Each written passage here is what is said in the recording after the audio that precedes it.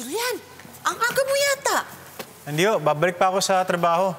Sinamahan ko lang si Jenny. Dala yung mga karne. O sige. Kukunin ko muna yung pera sa taas, ha? Sandali lang. Bayaw. Ha? Ikaw ba kasama yung nanay sa palengke? Oo, kuya. Ano, kamusta? Mainit ba ulo?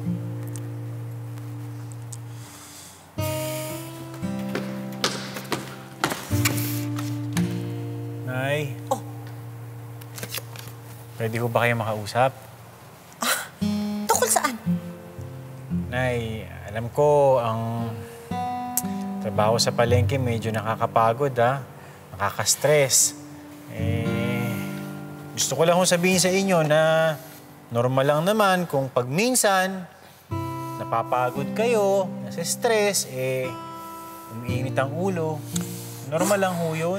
Sinong nagsumbong na hinampas ko yung customer? Ha? Ikaw? Joey? Hindi ako, Nay. Sino?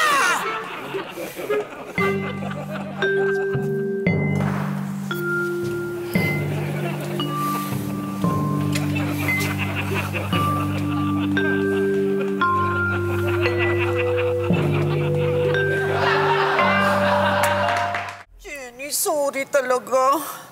Alam ko na binigyan mo ko ng tsansa para makapagtinda sa palengke.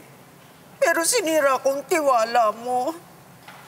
Kasi naman yung customer, pinisil yung mga tinda kong baboy, kaya ako nagalit. Akala mo, baby, yung pinipisil.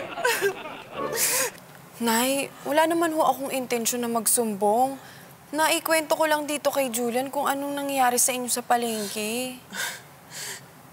Sige, excuse muna. Inom lang akong tubig para mahimasmasan ako. Sana kasi, hindi mo na lang binanggit kay nanay na sinabi ko sa'yo na palagi siyang na-high blood. Kinakamusta ko lang naman siya kanina eh. Yun na nga eh. E di sana hinayaan mo na lang muna siya.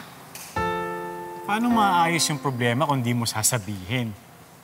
Julian, hindi lahat ng problema ina-actionan agad. Ay, Jenny, ha? Pero pasensya ka na. Gusto ko lang talaga mag-explain. Paano namang hindi ako magagalit? Yung customer, ganito niya pinisil-pisil yung baboy ko. Ganyan, pinisil. Ang sakit niyan! Ang sakit! Ang sakit! Pinisil. Ang sakit niyan! Ang sakit po! Sabi niya.